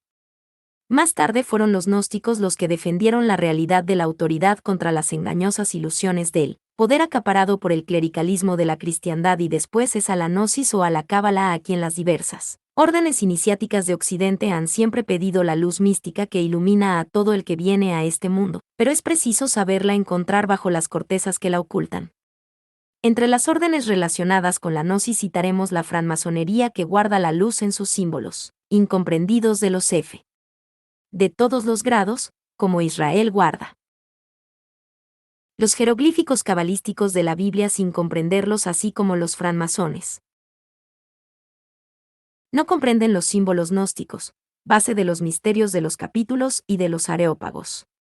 Pero lo mismo que Israel comprendía las tres grandes clases de saduceos, fariseos y esenios, la tradición gnóstica, transmitida por los templarios, los alquimistas y los francmasones, comprende tres modalidades bien caracterizadas. Primero, la más inferior, que solo posee el instinto de la lucha contra el clericalismo, sin conocer ni las causas, ni los medios de llegar al objeto, está representada por el Gran Oriente y el rito llamado francés. Segundo, la media posee cierta inteligencia de las leyes directoras gracias a la conservación de los símbolos, de las prácticas iniciáticas y de la jerarquía, conociendo los medios de llegar al objeto, sin llegar hasta la intuición de la causa directora. Está representada por el rito denominado escocés y por los diferentes practicados en Inglaterra y los Estados Unidos. Tercero, la superior, elevándose hasta el principio mismo de esa luz que tanto tratan de conocer los francmasones, está manifestada por el iluminismo, que el rito denominado martinista representa en Francia. Al iluminismo pertenece todavía la orden cabalística de los Rosacruz y la Iglesia gnóstica, que son la continuación, si no histórica, al menos doctrinal, de las enseñanzas más puras de la gnosis. Los templarios están representados actualmente por la Orden del Cristo de Portugal. Se sabe que el rey de Portugal rehusó ejecutar la sentencia de muerte pronunciada contra los templarios y se contentó con cambiar el nombre del templo por el de la Orden del Cristo, conservando la cruz templaria para los miembros. Se agrega únicamente una cruz blanca en el centro de la cruz roja de Loa Templarios. Toda dignidad de la Orden del Cristo es, pues, históricamente un descendiente de los templarios. Inútil es decir que no es lo mismo doctrinalmente. En resumen, las órdenes representativas en nuestros días de los centros de iniciación en la tradición esotérica de Occidente son, primero, la francmasonería, a excepción del rito francés que solo conserva el instinto de la tradición. Segundo, el martinismo. Tercero, el iluminismo moderno, orden cabalística de los Rosacruz, iglesia gnóstica. Cuarto, orden del Cristo de Portugal. Tal son, en Francia, las representaciones de las antiguas fraternidades depositarias de las doctrinas esotéricas. Cuando un individuo se denomina iniciado, debe preguntársele en qué. Él puede responder por obras o por signos, según su grado, pero el que sabe no se engañará jamás respecto a la luz y sabrá discernir su origen divino o humano. Eliphas Leví se refiere especialmente al iluminismo y la cábala y sus obras lo atestiguan. Los discípulos y los continuadores. Sería un error tratar de determinar la vocación de todos los ocultistas modernos, por la influencia exclusiva de Eliphas Leví. Es especialmente en los artistas y en los defensores de la forma en los que el gran cabalista ejerce imperio, casi soberano.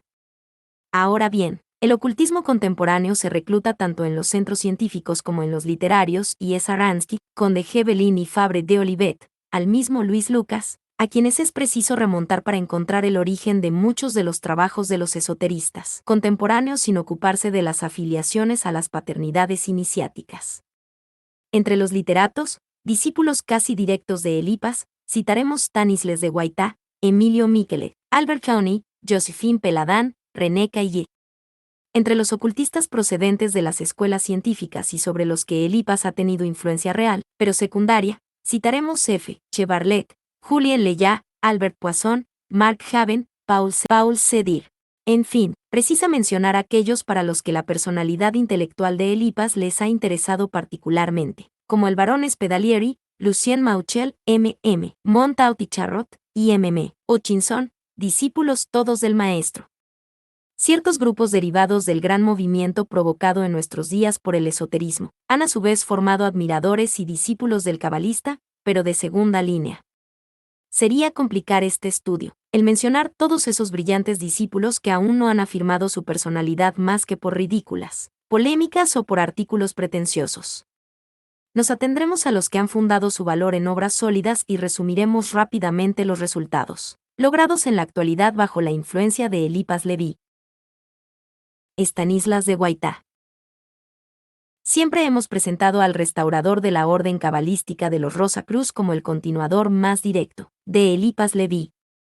De todos los discípulos del maestro, Stanislas de Guaitá es el que, sin duda alguna, se ha elevado al primer puesto tanto por el ardor con que ha proseguido el estudio de la cábala como por la forma magistral con que desarrolla las profundas ideas expuestas por el autor de En el umbral del misterio. Ya célebre en los cenáculos literarios como poeta, Stanislas de Guaitá abandona el culto de la musa por el de las ciencias misteriosas. La labor del joven maestro queda desde su comienzo asegurada de dilatada existencia y los ataques de enemigos, tan envidiosos como impertinentes, no han podido prevalecer contra la autoridad de su trabajo altamente importante y seriamente meditado. De Guaitá ha publicado, primero En el umbral del misterio, primera edición. Segunda edición, considerablemente aumentada. Segundo, La serpiente del Génesis.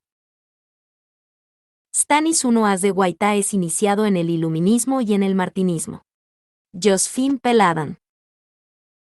Si se pudiera separar en Eliphas el cabalista del artista, no vacilaríamos en considerar a M. Josephine P. I Adán como uno de los discípulos más eminentes del maestro, bajo el punto de vista artístico, pero como el más mediocre de los cabalistas.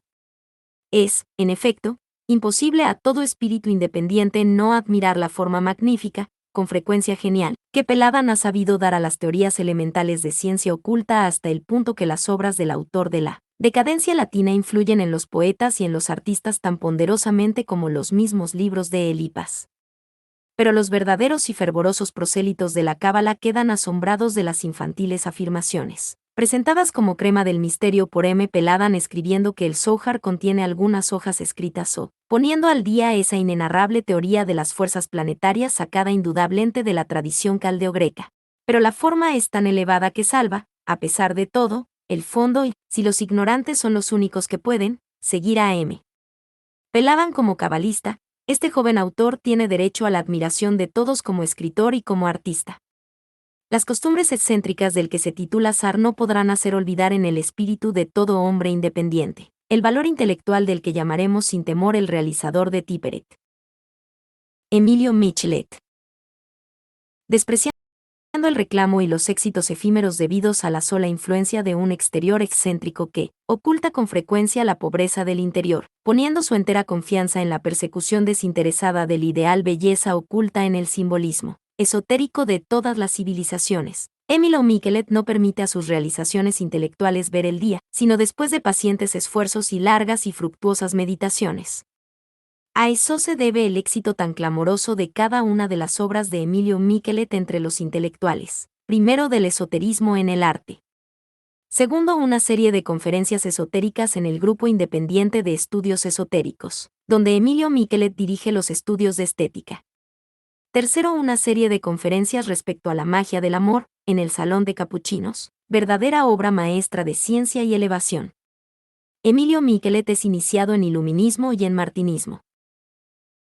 Albert Camus. M. Albert Camus, fundador de la revista mística La Estrella, es uno de los cabalistas en el que ha ejercido gran influencia Elipas.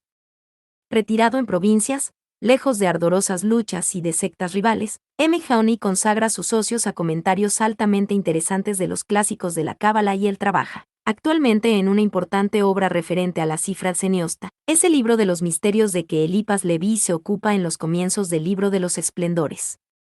Es interesante la forma elevada con que M. Camus ha sabido revestir su pensamiento, y las obras poéticas de este joven cabalista merecen ocupar el primer lugar en la biblioteca de todo ocultista consagrado al culto de la belleza. 30. René Caillier. El primero en Francia que ha dirigido y sostenido una revista defendiendo el ocultismo contemporáneo, el fundador del Antimaterialista y de la Revista de Altos Estudios, donde tuvo el gran honor de propagar las doctrinas de Elipas Leví y de conseguir gran número de admiradores. René Caillier, que acaba de poner al día su poema del alma, donde el pensamiento generoso campea en todas sus páginas, dirige con gran competencia la revista La Estrella. Todos cuanto han conocido la fe sincera y el gran corazón de René Caillier no pueden menos de admirar al maestro que ha enseñado tan florido camino a su discípulo. Nos hemos ocupado especialmente de los discípulos casi directos de Elipas Leví. Como ya lo hemos manifestado, esos discípulos han salido principalmente de entre los mejores literatos. A este origen débese el haberlos penetrado tan profundamente el genio del maestro. Los que hemos citado como procedentes de los círculos científicos han igualmente experimentado la influencia del cabalista, pero de modo menos intenso. Así Che-Barlet, que no vacilemos en citar como el más eminente de todos los que se ocupan de esoterismo en la hora actúa uno, ha sentido la influencia de Fabre de Olivet y especialmente de Saint-Yves de Alvidre más que de ningún otro. Pero es a una labor ininterrumpida de 18 años a la que Barlet debe este primer puesto que le ha sido conferido por la admiración respetuosa de todos. Barlet es iniciado en iluminismo y en el martinismo. Representa, además, en Francia la misteriosa fraternidad oriental HBOFL. A su lado Julien Leya, quien ha sacrificado el vano placer de las realizaciones atrevidas. En la busca seria y profunda de primeros principios mismos del esoterismo y ha participado en gran parte en él. Descubrimiento de la ley general aplicada con tanto éxito en la sociología como en la biología. Mas Julien Leya solo es un discípulo indirecto de Elipas. Es también iniciado en iluminismo y en martinismo. En Albert Poisson, el sabio hermetista que ha sabido hacer fácil la comprensión de los textos y símbolos alquímicos, Elipas Leví tuvo también sobre él influencia muy marcada, especialmente en lo referente al estudio de los jeroglíficos cabalísticos manifestados en las letras hebraicas, y en el tarot. Albert Poisson es iniciado en iluminismo y en martinismo. En fin, los recientes trabajos que han puesto al día de un modo tan adulador para ellos los nombres de Mark Haven y Paul Sedir, nos prometen, el primero, un cabalista de primer orden, y el segundo, un eminente representante de la tradición esotérica. El iluminismo y el martinismo cuentan a Haven y Sedir entre sus miembros. Como se ve, el movimiento de ideas de que Eliphas Leví se constituyó en defensor no se ha extinguido. Eliphas ha contado en la joven generación con grandes admiradores y eminentes discípulos, de los que uno está a punto de igualar y quizás de eclipsar la gloria del maestro. La obra todavía inédita, el libro de los esplendores que ofrecemos hoy al lector, había sido anunciada, desde 1862, por Eliphas Leví en las primeras páginas de sus fábulas y símbolos y constituía uno de los volúmenes de la serie de la filosofía oculta, así distribuida. Filosofía oculta. A serie, fábulas y símbolos. Segunda serie, la ciencia de los espíritus. Tercera serie, el libro del misterio, Sufratsenleuta, gran libro sagrado de la Cábala, traducido y explicado por primera vez. Cuarta serie, el anillo de Salomón. Es el volumen que constituye la tercera serie, el que considerablemente aumentado, a rezo uno notado el libro de los esplendores del que el Sufratsenleuta forma una parte. En cuanto al anillo de Salomón, todo nos induce a creer que se refiere a las clavículas, un volumen de grabados cimentados con los 9 volúmenes de texto, todo inédito y que nuestro amigo Lucien Mauchel posee en la actualidad. La autenticidad del libro de los esplendores lo atestiguan el estilo, la escritura del manuscrito y la doctrina sustentada. Es tiempo de terminar estas disquisiciones. Como lo hemos dicho al empezar esta obra, otros más versados que nosotros en el estudio de la doctrina de Eliphas Leví hubieran podido encargarse de este trabajo que hubiera resultado más perfecto, pero siempre hemos profesado por el maestro la mayor admiración. Al comienzo de nuestros estudios de ocultismo hemos copiado gran parte de los más bellos pasajes de sus obras y el conjunto de nuestro trabajo forma 8 gruesos cuadernos. A este procedimiento atribuimos lo poco que hemos podido retener de esta alta doctrina, siempre desfigurada por los lectores superficiales o los enemigos que Eliphas ha generado en tan gran número. Por tanto, lector, sabrás excusar las obscuridades y debilidades de este estudio a cambio de la sinceridad y admiración que lo ha provocado. Publicado en castellano por Editorial Escribano, Madrid 1930. Horus Audiolibros. Magia y ocultismo. Presentó La doctrina de Eliphas Leví por Papus.